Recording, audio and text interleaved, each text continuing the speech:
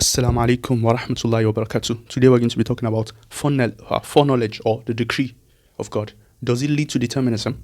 And what is this notion of foreknowledge is not causative? So there are some theists. Okay, so there's this discussion in theism that they argue about foreknowledge. Does God know the future? Many of them seem to agree, at least the classical ones, that God knows the future. If God has foreknowledge, does it mean that everything is determined?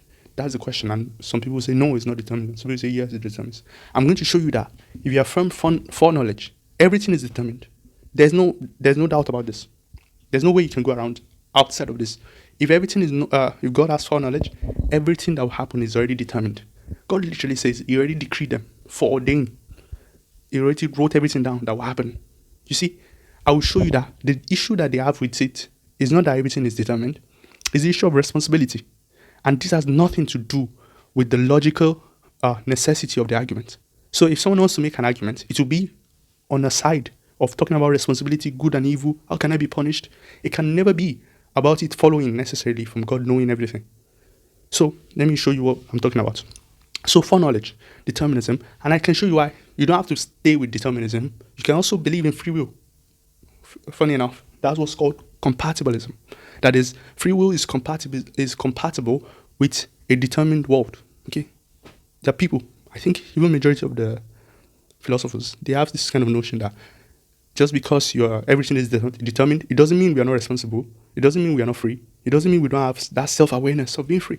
And that's sufficient, like Kant said. It's sufficient for culpability.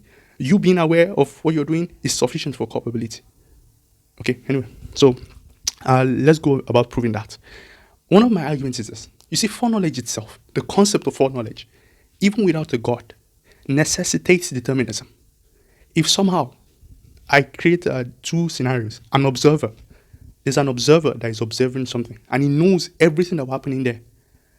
Nothing can change that. If nothing can change that knowledge, it necessitates that that's what's going to happen. It might mean that this observer, since he's not responsible for what he knows, he just knows it, but he's not the one that created it.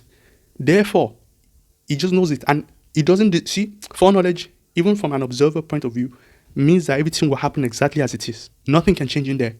Now, when you now bring the idea of a creator God, a God that decided to create, forget about it, bro.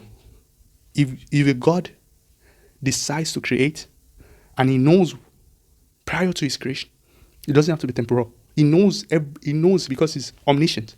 And he has a foreknowledge. You even affirm foreknowledge. You see, there are some people that plain out deny this.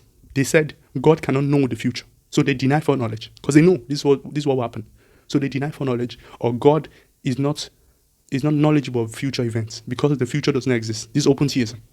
But if you want to be traditional, you want to affirm that God has knowledge of everything, and he also has foreknowledge, and even decrees it, and then you want to talk about it doesn't lead to determinism or something like that, I want to show you that you're being inconsistent. Accept it, and then find a way out, like be a compatibilist or some other means. Don't just be saying it doesn't follow. Like, for instance, Dr. William Lane Craig, he says, there can be foreknowledge, and then things are not necessary. How? How is that possible? It is necessary. Let's move from that, and we can discuss theodicy. So I notice that people move from that, and they start talking about evil or responsibility. They don't talk about the argument anymore. Anyway, let's continue. So this was happening. You have God, okay? He has knowledge of what he's about to create, full knowledge of it. And he decrees it, what will happen in it, in his creation. He decrees it. And then he initiated the act of creation. You see, right there, God is taking responsibility for his creation right there. He's taking responsibility that I'm the one that created all of it. Both the good and the bad, whatever you want to see in it, I created all of it. And I decreed how everything will be. So there cannot be this notion of God having foreknowledge and then things don't follow necessarily. It follows necessarily. You cannot bring in some other weird idea that therefore I'm not free to choose to do good. I'm not responsible for what I do. That is not a part of the argument. You are talking about, what's it called? Morality now. You're talking about morality. You're talking about responsibility. It doesn't mean anything in what we are discussing here. So this is what you should do. Let me show you. If you want to be consistent, you have to be an open theist. The only consistent way out of this is to be an open theist, where you will say that because you have an issue with everything being determined, right? So you say everything is not determined.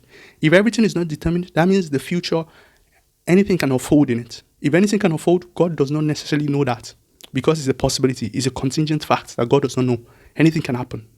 So God will not have foreknowledge. So you cannot drop foreknowledge, drop omniscience, become an open theist. I'm not endorsing it, of course not. But I'm saying that's the only way out. You cannot want to remain a traditional person believing in foreknowledge. Like some of these are crazy. By the way, this discussion is in it's not restricted to Islam or restricted to Christianity or even atheism and theism. Atheists have these discussions as well. So you have someone like Daniel Dennett believing in free will when everything is somehow determined and he cannot explain it. And his atheist friends are like, bro, everything is determined, man. And he's like, I don't care. There has to be free will so that we can punish people. There has to be free will so that there can be geniuses that come up with new ideas. You see, is different from the argument entirely. The same reaction that Daniel Dennett has is the same reaction some believers have, some theists. They feel like there's a problem here. So, but me, I'm saying, if you want to be consistent logically, you cannot affirm foreknowledge and then you think it doesn't lead to determinism. It does. Nothing can surprise God, as they say. Whatever God has decreed, that's exactly what will happen. It doesn't change. God's qadar will never change. That's determinism right there. It didn't say you are not free. It says everything is determined, or you will not be aware of your freedom. Everything is determined. Anyway, so I think that's all for this video. So if you want to affirm a creator God, it's even much more, because the creator God initiated the act of creation.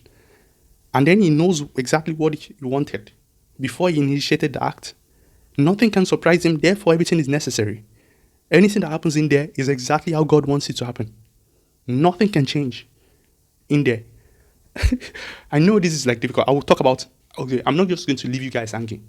I'm going to talk about the problem of evil and my reply to it. How you can believe in this and still have some kind of theodicy, some problem of evil way to get out of it. That, okay, if everything is determined, how do we explain responsibility, culpability and stuff? I have a way of explaining it. But it doesn't change the fact that I think it's the fifth pillar of Islam. وَقَدَرْ خَيْرِهِ وَشَرِّهِ. We believe in qadar. It's as simple as that. If you believe in qadar, that's determinism. In the Islamic, historically, there's not been these many, you have the Jabari, you have the Ashari, you have all these people, Mu'tazila, arguing about justice. You see, why is Mu'tazila talking about justice? It's not about foreknowledge, it's about responsibility. Doesn't have anything to do with this argument of if foreknowledge follows from, if determinism follows from foreknowledge, because it does. What they are talking about now is justice. Like I said, good and evil, emotion. Hey, how do you punish man? Stuff like that. So, what was I even saying? Yeah, that's the point. I hope you guys get what I'm trying to show in this video. If we want to affirm foreknowledge, that God knows everything that will happen in the future, you have to, determinism follows, but it doesn't mean you're not free. You can explain it with compatibilism. You can explain it with many other ways, okay, which I will talk about in another video. Okay, so I hope you guys get it. Let me see what you guys think in the comment section. See you guys later. Wassalamu alaikum wa rahmatullahi wa barakatuh.